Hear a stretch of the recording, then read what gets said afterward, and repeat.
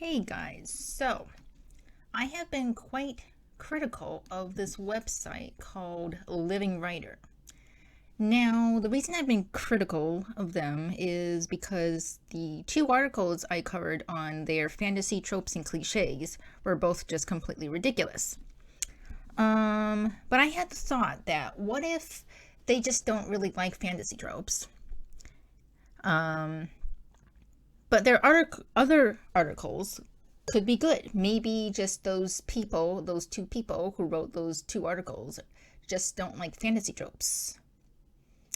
What about like their other articles? I'm kind of repeating myself. So I found this article. Now, I decided to try a topic of something that I'm curious about what other people are saying.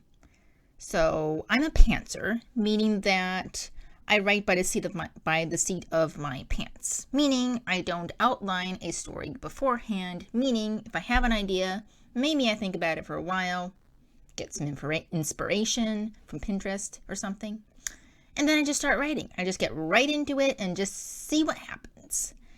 And I thought, what are other people saying about pantsers? So I think I looked at another website, I can't remember what it was, on pantsers.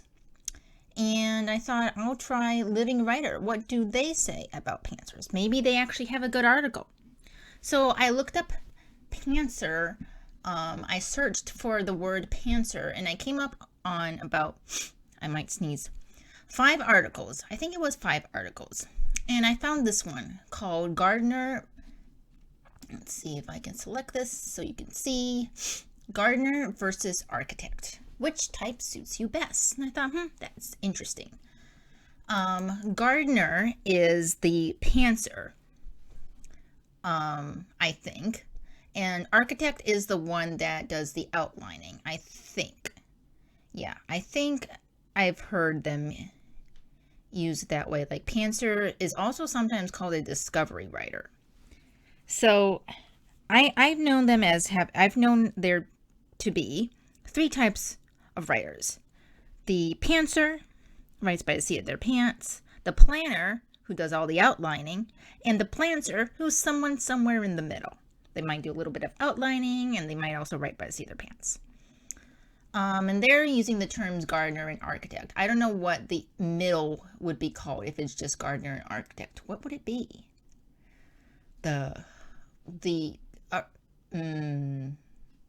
gardener versus the architect. What would the middle be? Like the middle for pantser and planner is planter. So this will be the gardetect or the archiner, maybe. Anyway, this is by Roberto. It's probably like Roberto Suanno.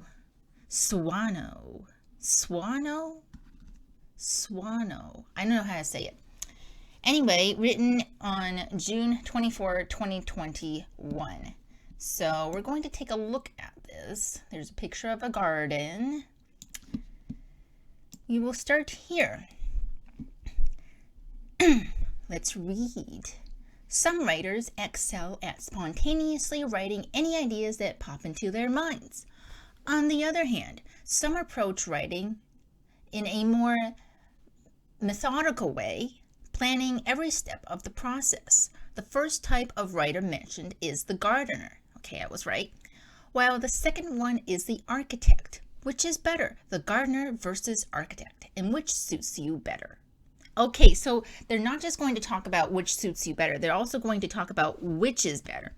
So we're going to compare gardener and architect, like which is the better type of writer, which I think is kind of silly to say, because did you know Stephen King is a pantser?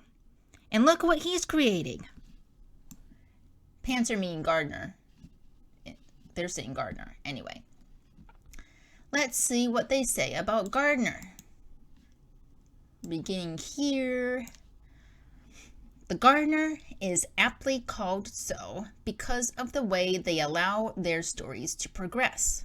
After having a seedling of an idea, they water and tend to this idea, letting it grow on its own. This type of writer relies a lot on their emotions to write, allowing them to do the work. As a result, they generally end up with pretty exciting and fresh content. Okay.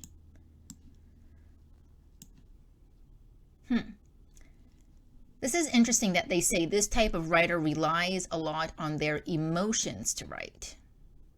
What do they exactly mean by that? I mean, when I feel sad, I'm not writing a sad scene. What? I mean, like, if I feel sad, I don't think to myself, okay, let me write a happy scene or let me write a sad scene. I might not even write. What do they mean by on their emotions? Do you think they explain this? Let's see if they will.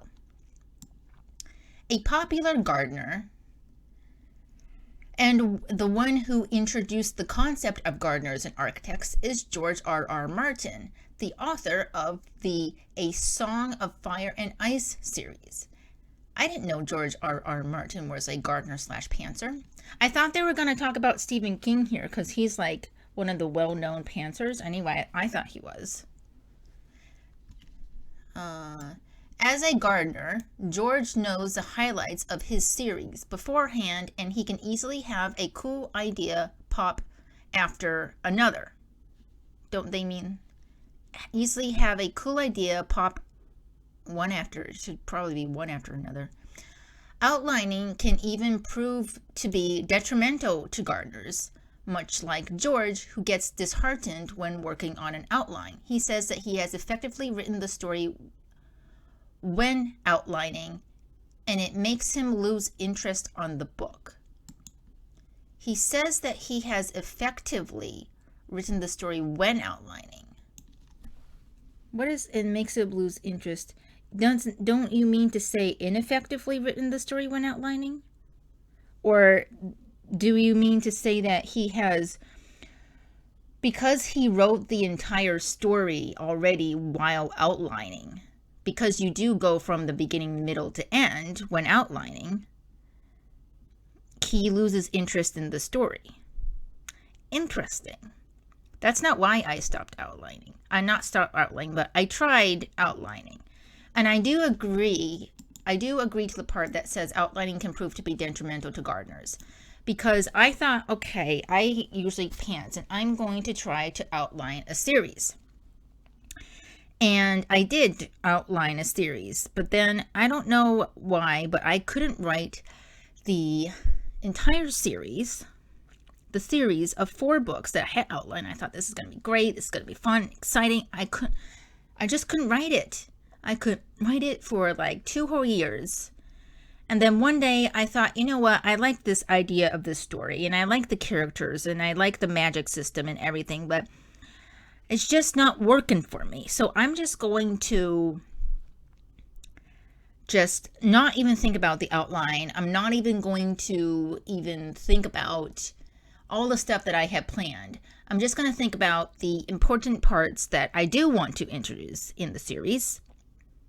And then just write it. Just write. Just forget about everything else and just write. And I did use a nano challenge, a self nano challenge.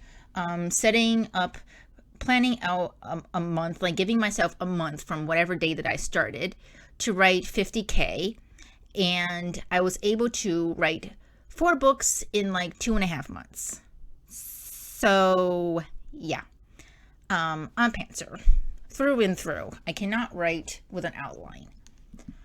But I didn't like, the reason that I couldn't write wasn't because I got disinterested when working on the outline. So I'm different from George R.R. Martin in that way.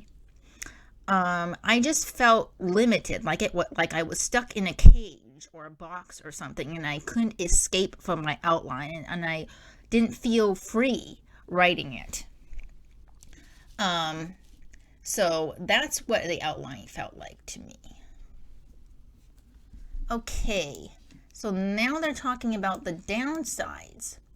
Gardeners also have downsides. As they let new ideas come in fresh from their imagination, it's also easy to go off tangent from the original concept, where they can throw away a lot of work done. The nature of a gardener's writing also calls for a lot of editing and reviewing after the first draft to polish out the ideas. These downsides are easily offset by the free approach, which allows Gardners to discover the story, parentheses, discoverers in quotes, then write it by the seat of their pants, parentheses, pantsers in quotes. The Gardner also has a more flexible time in writing, which can allow more organic ideas to pop out as long as they stay relevant to the original concept. Okay, this is kind of interesting. Okay. So are they saying that Gardners, discoverers, and pantsers are like 3 different people? I don't get it. Hold on. It's true that you can go off tangent, but if you do pantsing or gardening or discovering for a long time, you begin to catch the moments when you yourself notice that you're going off on a tangent. And sometimes it's good. Sometimes it's good to just let the characters do what they want to do and see what happens. And sometimes you stop and you say, okay, where is this going? What are we doing? And you just delete what you just wrote and just say, okay, back on track. Okay, guys. Okay, hear me out, characters. Hear me out. Okay, we're not going to go that direction. We're going to go in this direction because I need you two guys to get into a fight, not getting along. I don't like this getting along that's going on. So, or whatever is going on. So, yeah. So, at least that's what I found. In my sort of pantsing journey, I found moments where I can grasp like the moment where I'm going off on a tangent. Like, hold on, wait, stop. What am I writing? You know, it's kind of like if you're just talking and you're just talking like a stream of consciousness type of talking, and you recognize where you yourself has gone off topic. It's kind of like that. For me, anyway. The nature of a Gardner's writing also calls for a lot of editing and reviewing. I mean, I think it doesn't matter whether you're a gardener or an architect, that you do a lot of editing and reviewing after the first draft to polish out the ideas anyway, I think. I mean, just because you have something all planned and everything doesn't mean there is zero editing and zero reviewing. I think it's not, what do you say? How do you say it? It's not fair to say that a gardener has to do a lot of editing because they're a gardener. Writers just do a lot of editing and reviewing after they write the first draft anyway. So that's a strange thing to say. Living writer. Of course you're going to say a few strange things, aren't you? I mean, I expected that. These downsides are easily offset by the free approach, which allows gardeners to discover the story and then write it by the seat of their pants. So are you saying that they have downsides, but they don't have downsides? What are you saying? I don't get it. The downsides are offset by the free approach. So it's sort of like they're saying, are they saying that, oh, all these off-tangent things are bad because they're a downside, but they're also good because it's free approach and discovering and writing by the seat of your pants, which is a great thing and a fun thing, and allows more organic ideas to pop out as long as they stay relevant to the original concept. So you're saying there are downsides, but these downsides are not downsides. Am I understanding this correctly? Because it sounds like it's like you're saying it's bad, but the bad things are good, so it's not bad?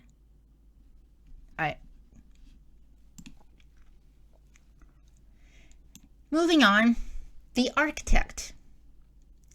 The architect is the opposite of a gardener. This type of writer has a much more planned approach for writing. I said writing. Planned approach for writing. Rather than writing as words come to you, an architect plans ahead and thinks what and how he is going to, and thinks what and how he is going to write something. J.K. Rowling, problematic J.K. Rowling, am I right? The author of the world-renowned Harry Potter book series is a great example of an architect. Okay, she's an architect. Architects tend to explore aspects of their story before writing anything down. They develop the concept of a character first, usually in character sheets that may detail their likes, dislikes, and sometimes even their entire backstory. They often establish the settings and the plot in an outline, taking their sweet time and going through how they want it to go. Okay. Since architects spend a lot of time in this phase of the writing process, they can greatly benefit from using writing tools such as livingwriter. Okay, they're promoting their app. livingwriter is also an app for writing stories, apparently. It's for planners or stuff, apparently. I don't know. Now they're just promoting their site. Story Elements allows them their marketing. livingwriter is using J.K. Rowling's architect style to market their app. Okay. Story Elements allows them to go into the nitty-gritty details of a character, setting, or phenomenon, even see, they slip into saying, they're talking about architects, right? And it says Story Elements allows them to go into the nitty-gritty details of a character, setting, or phenomenon, and even allow you to store images as a visual stimulus while writing. See, they're saying the you now, and this is a marketing thing when you're talking to you and not just talking about them, the architects over there. We are talking about you, the architect. See, they're slipping their marketing stuff in here. Architects, now they're back to this plural, architects, okay. Architects can spend hours on the outlines and chapters, where they can plan plot points and other important details, and they can go as intricate as plan each scene in a chapter. So we're not talking about what architects just typically do. We're talking about livingwriter's app here. It's okay to promote your app, but this article is not the place to do it. Please just talk about architects and what they do outside of your app, and then you can mention it at the end. That might have been nicer. Anyway, the predefined structure of the story allows for less chances of getting a writer's block, but that structure can also be its own downfall. Interesting. Okay, let's see what they say. A story known before it's written could feel very rigid. This is what I felt after I made an outline. Especially if the architects spend more time thinking about what to write instead of actually writing. The emotional impact of certain scenes and plot lines might also fall short because the reactions are already known beforehand. Architects, however, can boast a higher productivity rate than gardeners. I have things to say about that. With an outline and a myriad of notes to refer to, architects don't have to rely on a light bulb moment and just follow what they planned beforehand. Architects also don't have to extensively edit their drafts outside of technicalities because the plot is already well defined even before the first word is written. Well, but I have heard of architects or outliners or planners who have to reorder their outline many times before they're even ready to write a single word. So just because they might not be editing the manuscript itself over and over, I have heard some of my planner friends who have to edit the outline itself, restructure it over and over. So it's like they're doing a lot of editing beforehand, while over here you have the pantser. It's already started writing. So architects can boast a higher productivity rate than gardeners. I don't think so. I think it's about the same. I mean, Stephen King is a pantser. He's written a heck of a lot of books. I mean, when I go to I don't know if you knew this, but I live in Japan. When I go to the English bookstores, in Japan, there is an entire section dedicated to Stephen King. Wow, all those books. Some of them are really thick too. They're chunky books. All that pantsing. Oh. And then you have other people like J.K. Rowling. I don't know who else is a planner because I'm a pantser, so I don't know who else is who's a planner. But wrote an entire 7-book series, right? Harry Potter 7-book series.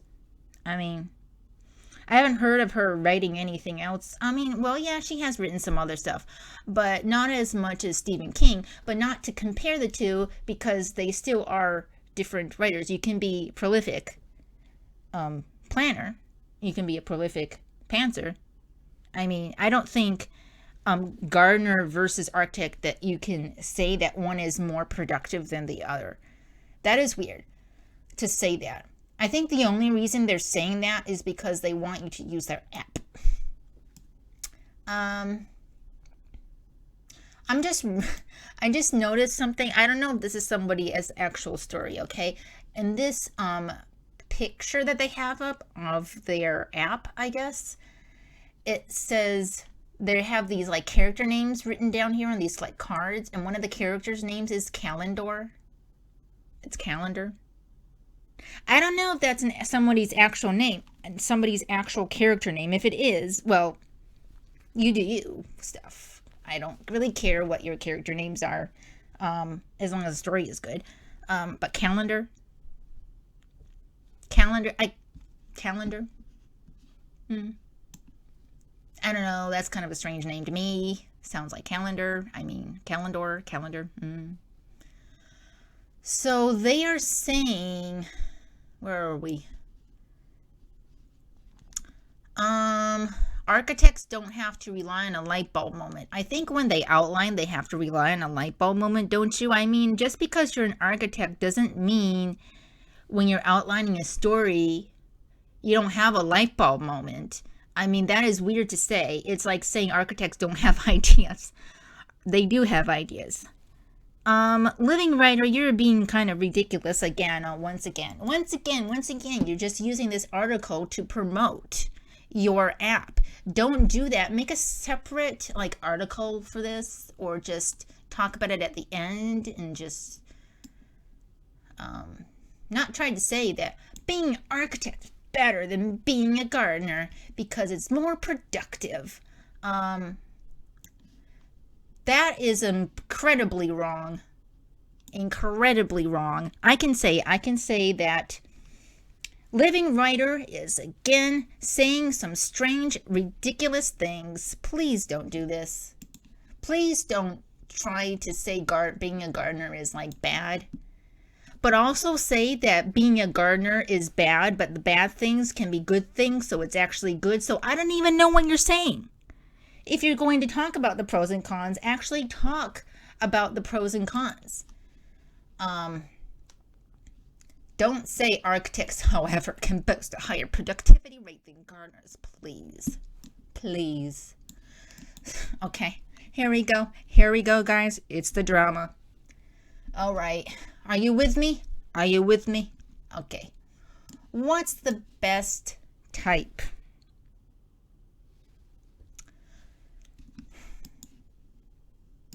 Both styles. I don't know why I keep kind of lisping today. That's weird. Both styles have their own pros and cons. The gardener can produce exciting and emotionally charged stories. However, they may also leave out plenty of important bits and focus too much attention on a single part of their story. Really? Did we even talk about this in the part above? I don't think so. What? I don't know. On the other hand, the architect makes excellently structured stories with very solid delivery. Even so, the story may not resonate much with the readers in terms of excitement or emotions. We did not talk about this.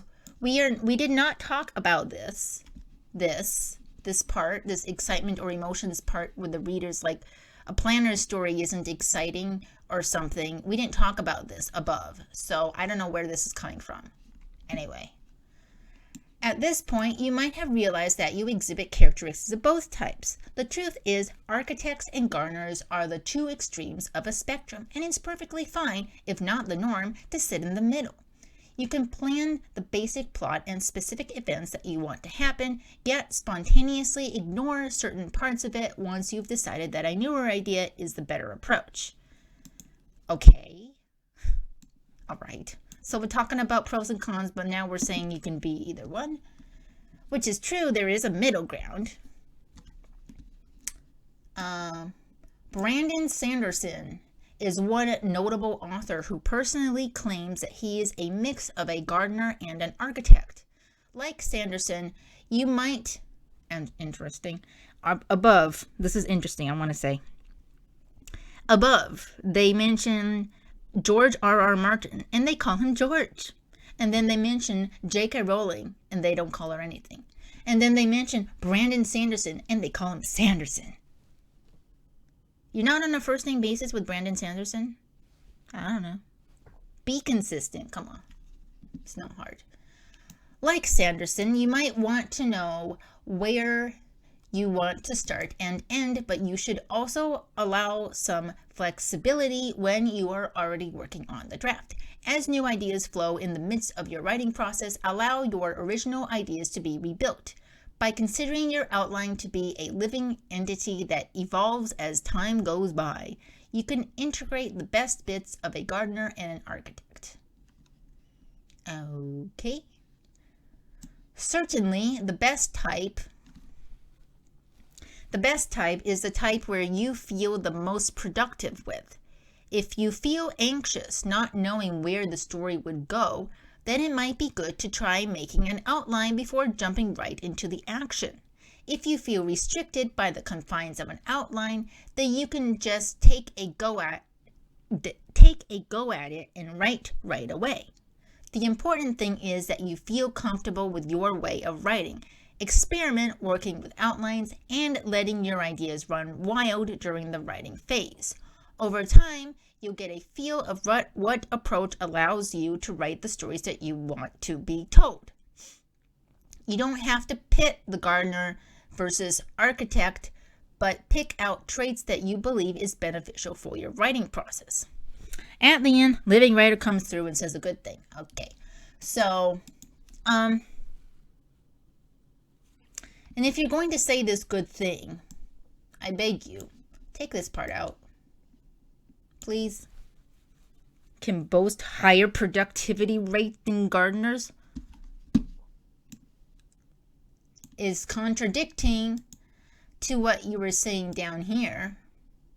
You don't have to pit them together. Pick out the traits that you feel will work for you. Oh, you should experiment. Oh, choose what way is more comfortable. That's exactly it, but you are contradicting with yourself, Living Writer. I think Living Writer articles did this before too. It contradicts with itself. Do people actually, when people write these articles for like these writing advice websites, are they read by another person before they're posted? It does seem like they go through a spell check at least, because I haven't seen any like spelling issues or like rarely like grammar issues. I mean, some parts are kind of weird sometimes, but nothing that particularly stands out as being bad writing.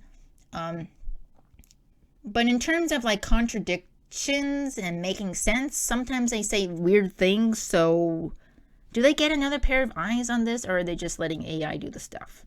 Like, I don't know, I don't mean AI meaning like AI that we know about it today, but like, Grammarly or something like that. Do they get a second pair of human eyes looking at this at all? I don't know. I kind of wondered about that. Because they're saying the best type is the type where you feel the most productive with.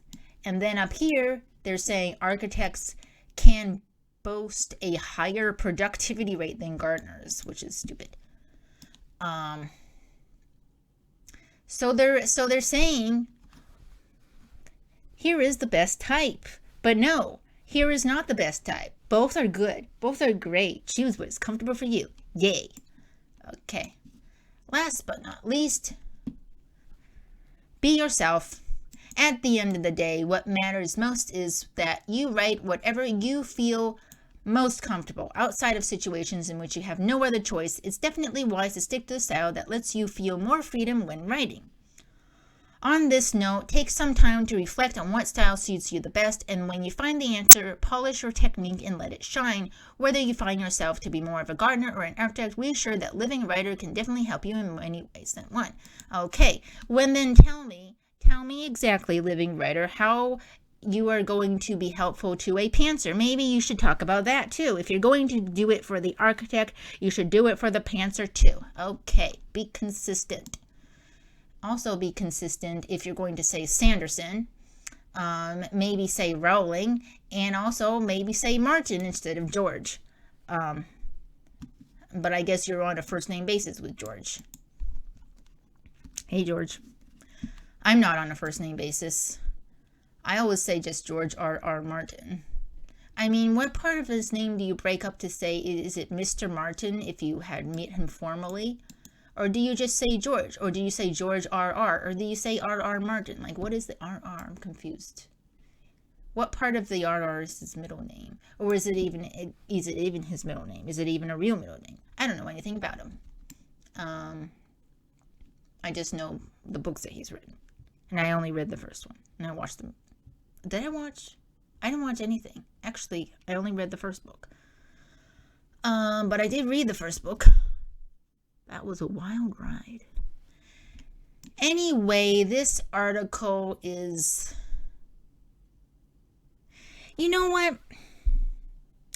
The best way I can describe a Living Writer article, this Living Writer article, is that it was going along relatively okay.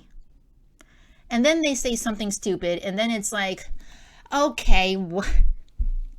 It's like, oh my gosh, it makes me rub my forehead and shake my head, smack my lips, and just be like, I don't know.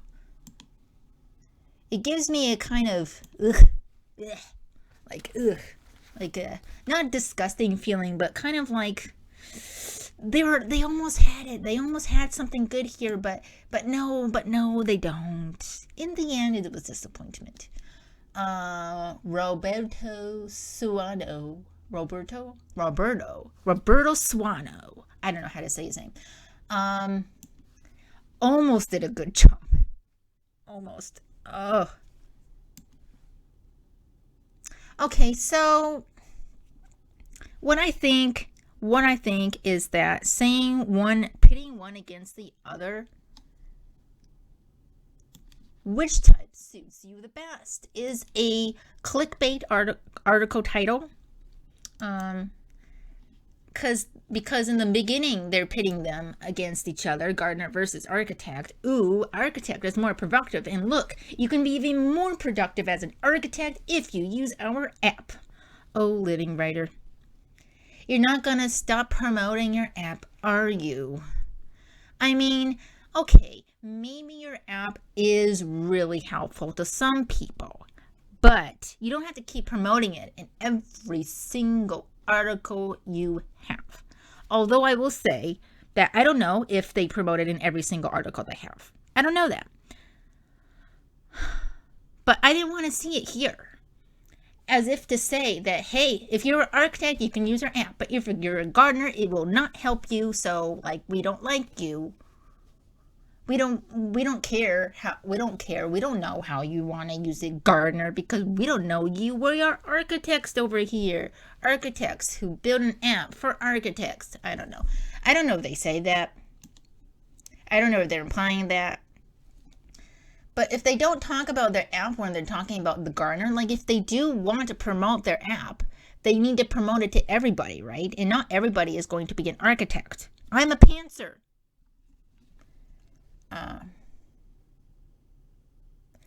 And saying that a pantser story is more emotionally charged than an architect story is weird to say. Because then that says a Song of Ice and Fire series is more emotionally charged than the Harry Potter series. That's like saying that. I mean, I think a lot of fans will disagree. Don't you think?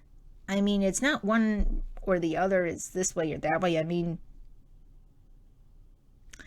I don't think it matters how you write. In the end, there are just good writers and bad writers. Well, no, they're not bad writers. There are practice, experienced writers, and there are amateur writers. There is good writing and there is mediocre writing. There is writing that needs work and the author does nothing about it. There is writing that is spectacular writing. A spectacular book can exist out there. And is that person a gardener, an architect? Does it matter as long as in the end the story is great? It doesn't matter what you are, okay? All right. Because I have friends who are planners and they write great stuff. And I have friends who are pantsers and they also write great stuff. So the point is the outcome and not the getting there. But if you are trying to figure out if you are a gardener or architect, then I would say the only good thing that Living Writer has said here is that experiment working with outlines and letting your ideas run wild. I would say is good to experiment. And that is what I did. Like I said, I talked about how I tried outlining because I thought, well, maybe I would get more done if I outlined, because I felt like I was writing very slowly or not fast enough and not producing enough or something like that. And I thought, I need to, if I want to write a 4-book series, I need to plan this thing out. But it didn't work for me and I couldn't figure out what to do to make it work for me, but it just wasn't working. So I decided to just pants them all. And it worked for me to pants. So I figured out through my experiment, that I am a pantser to the core. So I can't plan any of my stories beforehand. That isn't to say that I don't do any thinking. And that isn't to say that my stories are like there's something wrong with them because I'm a gardener.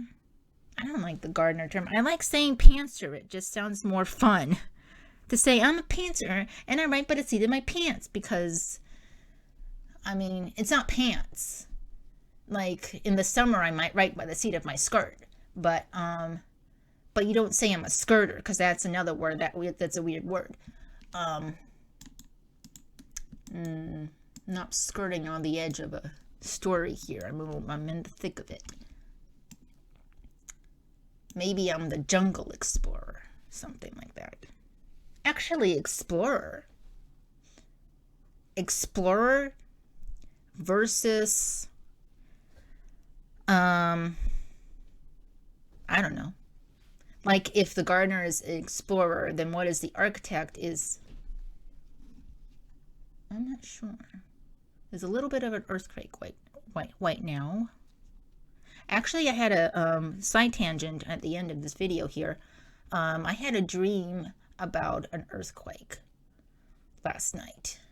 I don't know what that means. I looked it up and apparently it means that I'm stressed out about life. But that's normal. So, and in my dream, the earthquake in my dream, I wasn't scared of it at all. In my dream, it's like, oh, this is a massive earthquake. It's the biggest earthquake I've ever experienced. Huh, how interesting. Was kind of my reaction in my dream. That was such a weird dream. Do you guys have weird dreams sometimes? What is a weird dream that you've had recently? Have you had any weird dreams recently? Sometimes I hear like rumors and stuff about like if you eat a certain cheese before bed, you have weird dreams, or if you eat chocolate or banana before bed, you have weird dreams, or like berries and stuff. I've heard rumors like that. I don't know if it's true. I've seen YouTube videos about people trying it, but I don't know if it's true. Anyway, that's the end of this video. Gardner versus architect. Which type suits you best? No. Living writer, no. Nope. Nope. Nope. Overall verdict. Well, 2.5 or 3 out of 5. I don't know. It's kind of mediocre.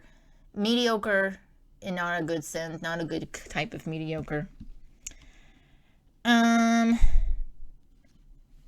Yeah. Contradiction central in here. That's the end of this story? No. That's the end of this video. You will hear me in the next video. I realize that sometimes I give you secret words at the end and sometimes I don't. Today I am. Your secret word is guard detect. See? Guard detect or arcaner. Guard detect or arcaner.